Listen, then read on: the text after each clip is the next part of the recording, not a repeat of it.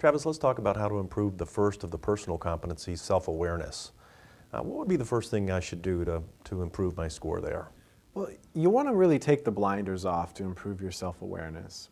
And a great way to do that is to quit treating your feelings as good or bad. So remove the judgment of what you're feeling and understand that you're going to have these emotional reactions regardless of how you feel about them, whether or not you think they're a good feeling or a bad feeling. And, try to just experience them, understand them, be aware of them without judgment.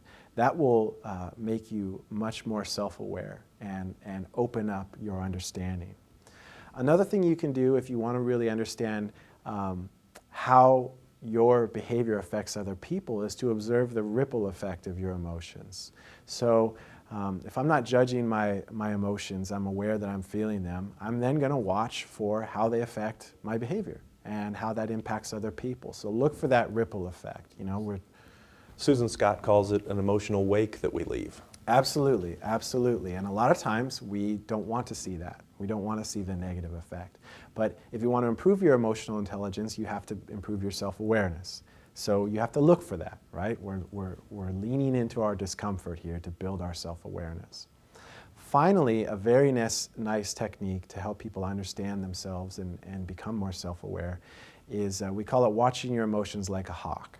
So a hawk from very high up can look down and see the landscape. They have great eyesight, so they can see specifics in the landscape from a high level. You want to do that for yourself. You want to be able to sort of remove yourself from the situation a little bit and take an honest look at what it is that you're doing. So that sort of melds these two other techniques together.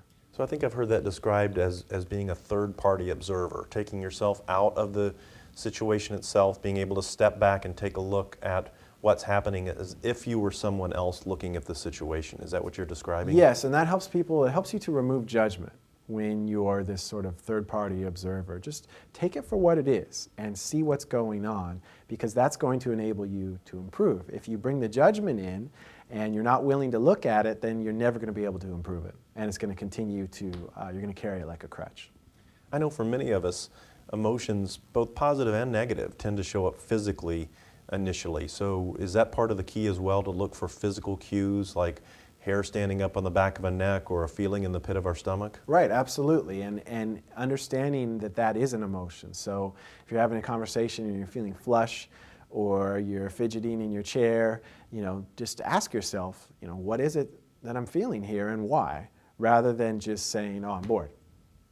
What's it about is usually the great question to ask yourself, and that really opens up a lot of doors and sort of broadens your understanding of your emotions.